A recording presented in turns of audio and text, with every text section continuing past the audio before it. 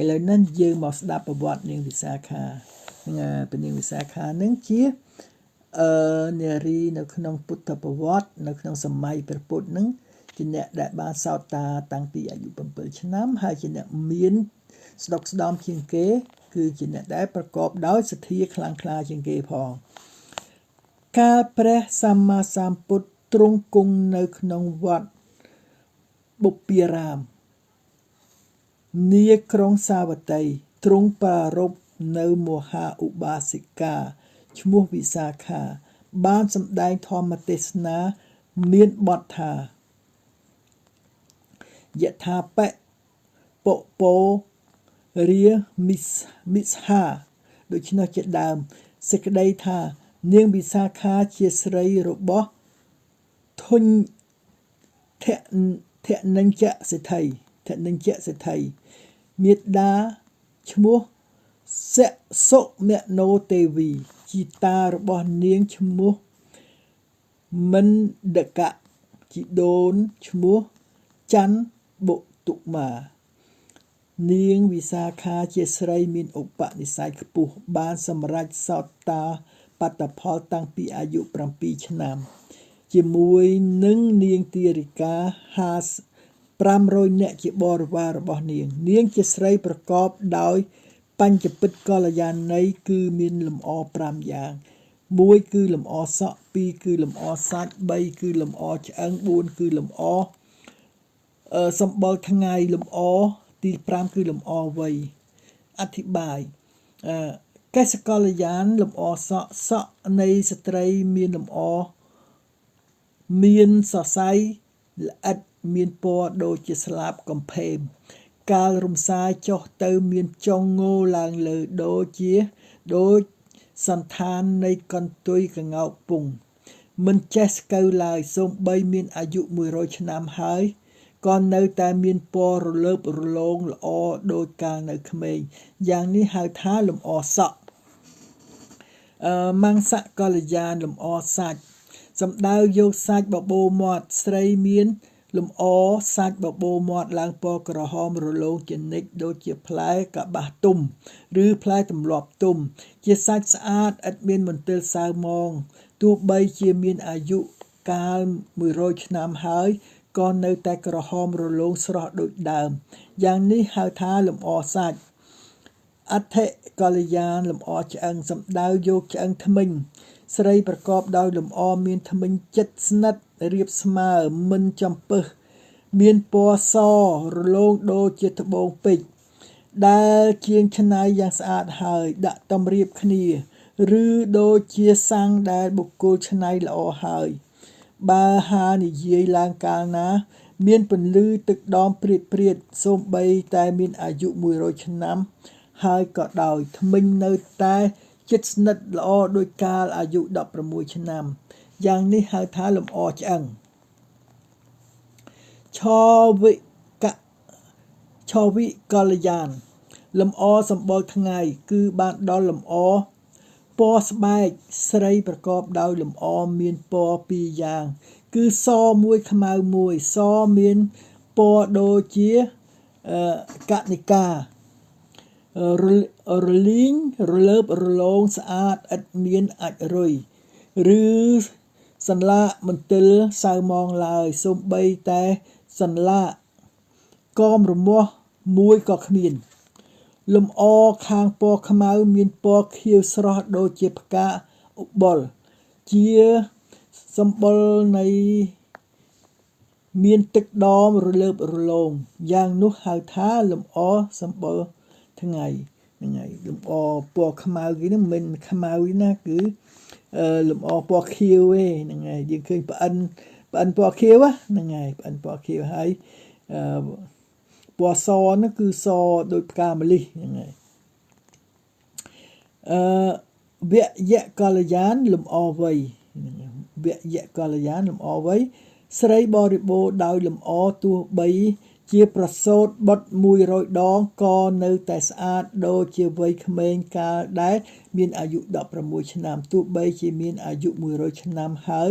ក៏នៅតែល្អស្រស់គ្រប់អវយវៈដូចជាស្រីពេញក្រមុំយ៉ាងនេះហៅថាលម្អវ័យ ក្នុងកាលដែលនាងវិសាខាអាយុ16ឆ្នាំថ្ងៃមួយជាថ្ងៃបុណ្យនក្ខិតរិទ្ធនាងបាននាំបរិវារទាំង500ព្រមទាំងធីតារបស់សេដ្ឋីកហបតីទៅលេងទឹកនៅក្នុងស្ទឹងពេលនោះមហាមេឃក៏បង្អោរភ្លៀងចុះមកពួកធីតាទាំងឡាយក៏នាំគ្នារត់ប្រងព្រាតចូលទៅក្នុងសាលាឯនាងវិសាខានាងដើរសន្សឹមហាក់ដូចជាមិនខ្លាចទៅទឹកភ្លៀងឡើយគ្រានោះមានព្រាហ្មណ៍8នាក់ជាអ្នកបម្រើរបស់មិគាសេដ្ឋីដែលប្រើឲ្យដើររកស្រីប្រកបដោយលំអ5យ៉ាងដើម្បីផ្សំគុំជាភរិយាឲ្យបុត្ររបស់ខ្លួនឈ្មោះប៉ុណ្ណវណ្ដកុមារជាកូនព្រាហ្មណ៍ទាំង8នាក់បានឃើញចរិយាសម្បត្តិរបស់នាងវិសាខាដូច្នោះហើយក៏នាំគ្នាសង្កេតពិនិត្យមើលបានដឹងជាក់ថាជាស្រីដែលប្រកបដោយលំអ5យ៉ាងប៉ុន្តែមិនទាន់ឃើញធ្មេញរបស់នាងលុះនាងវិសាខាឡើងដល់លើសាលាមានសរីរៈទៅទឹកជោកជាំដោយទឹកភ្លៀងព្រាហ្មណ៍នោះក៏បានឱកាសនឹងឃើញធ្មេញរបស់នាងទើបនាំគ្នានិយាយថាស្រីនេះប្រហែលជាកូនអ្នកក្របានជាខ្ជិលយ៉ាងនេះស៊ូដើរឲ្យភ្លៀងទៅទឹកអស់នាងវិសាខាឮដូច្នោះហើយក៏សួរពួកព្រាហ្មណ៍នោះវិញថាអ្នកនិយាយអំពីអ្នកណាព្រាហ្មណ៍នោះក៏តបថាយើងនិយាយអំពីនាងក្នុងពេលនោះនាងវិសាខាបាននិយាយប្រាប់ដល់ព្រាហ្មណ៍ដោយសំឡេងពីរោះហាក់ដូចជាសំឡេងនៃរគាំងសម្រិតថាបានជាខ្ញុំមិនរត់ស៊ូដើរទាំងទៅទឹកភ្លៀង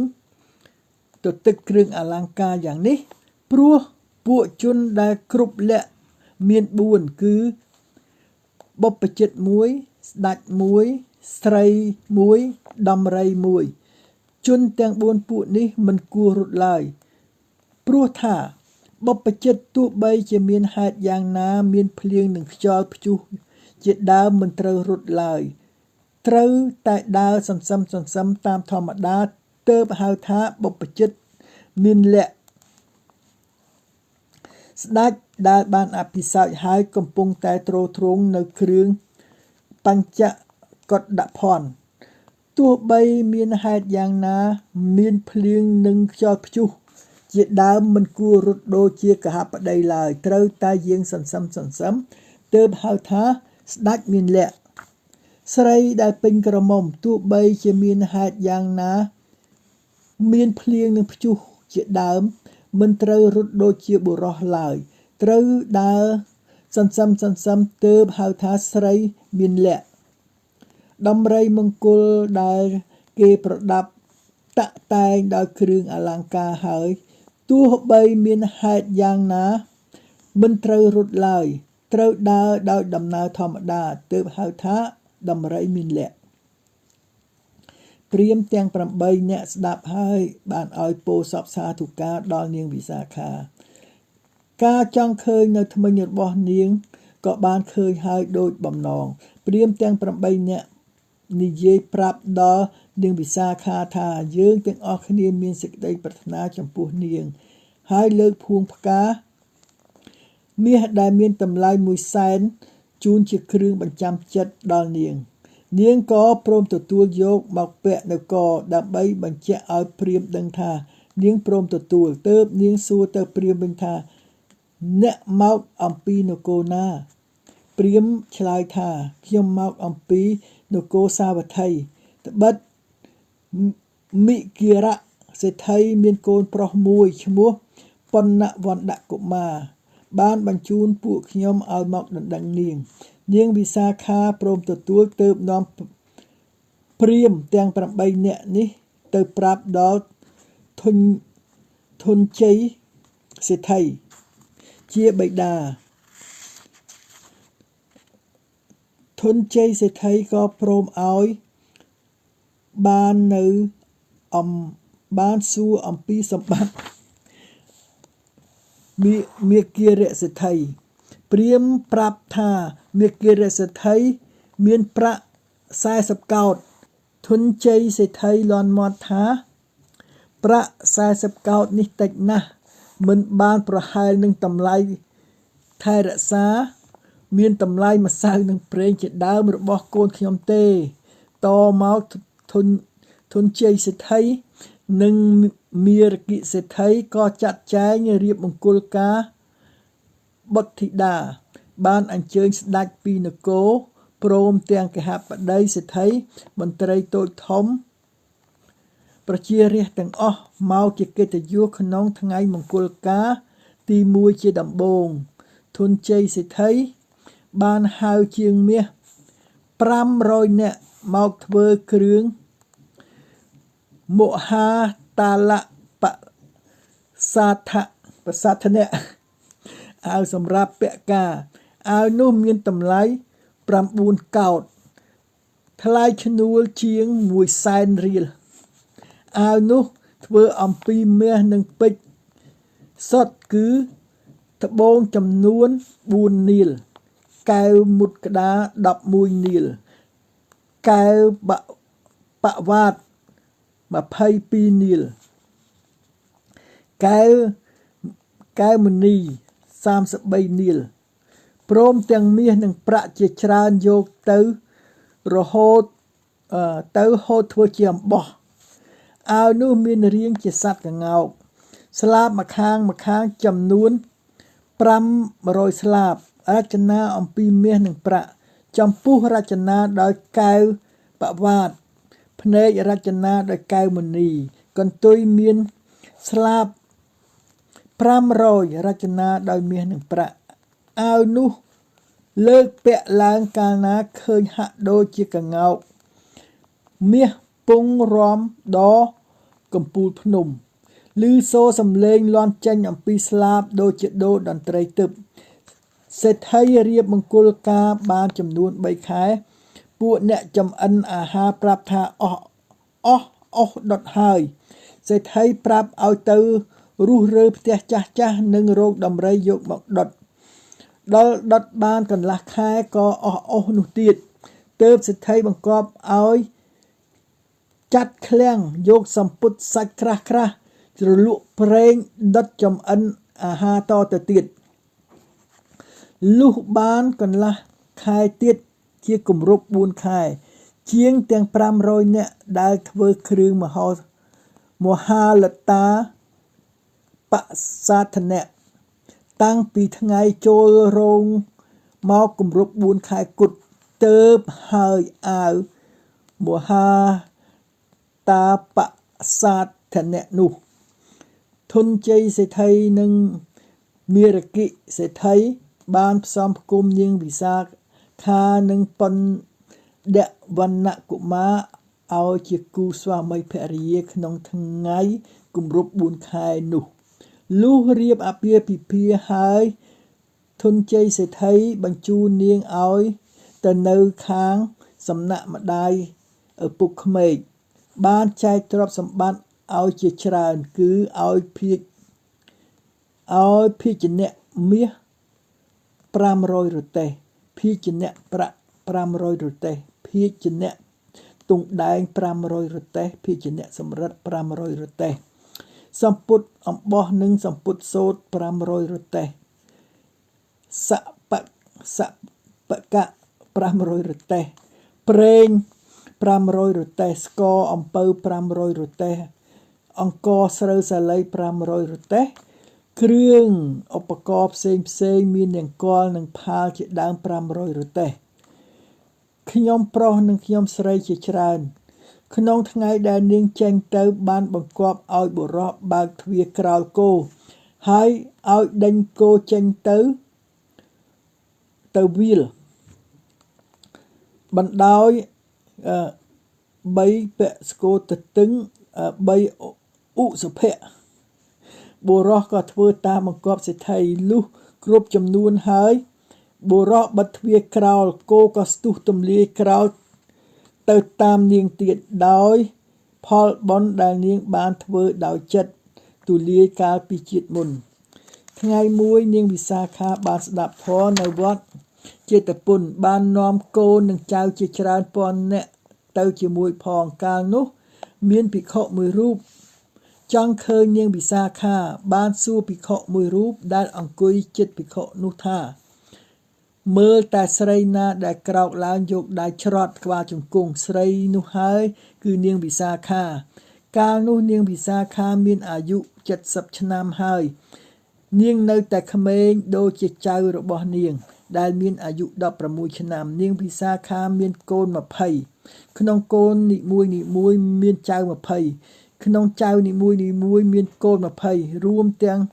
កូនទាំងចៅទាំងអស់ចៅទួតចំនួន8420នាក់8420នាក់ឥតមានឈឺស្លាប់មួយឡើយនាងវិសាខាមានកម្លាំងស្មើនឹងកម្លាំងដំរី5ថ្ងៃមួយនាងត្រឡប់អំពីស្ដាប់ធម៌ព្រះរាជាចង់លបងកម្លាំងរបស់នាងបានលេងដំរីចុះព្រេងមួយឲ្យទៅព្រិចនាងបានយកម្រាមដៃ2ទប់ដំរីនោះក៏ដួលក្រាបលើដីមិនអាចនឹងក្រោកឡើងវិញបានឡើយថ្ងៃមួយនាងវិសាខាបានស្ដាប់ធម៌ដោះគ្រឿងមហាលតាបសាធនៈទុកខាងក្រៅវិហារលុះស្ដាប់ហើយក៏ភ្លេចចោលនៅទីនោះទើបនាងប្រើទាស័យដែលមានកម្លាំងស្មើនឹងនាងឲ្យទៅយកអាវនោះហើយប្រាប់ថាបើភិក្ខុអង្គណាមួយលោករើសទុកនាងប្រគេនលោកចោះកុំយកមកវិញឡើយពេលនោះព្រះអានន្ទបានរើសទុកព្រោះលោកមានកម្លាំងខ្លាំងលើសអាវនោះរួចតម្លៃអាវនោះហើយដែលបានកសាងវត្តពុព្វារាមមួយនាងវិសាខាមានអាយុ120ឆ្នាំនាងបានធ្វើមរណកាលទៅបានទៅកើតក្នុងឋាននិមាននិរដីជាអគ្គមហេសីរបស់ព្រះបាទនិព្មាតតទេវបុត្រចប់រឿងនាងវិសាខា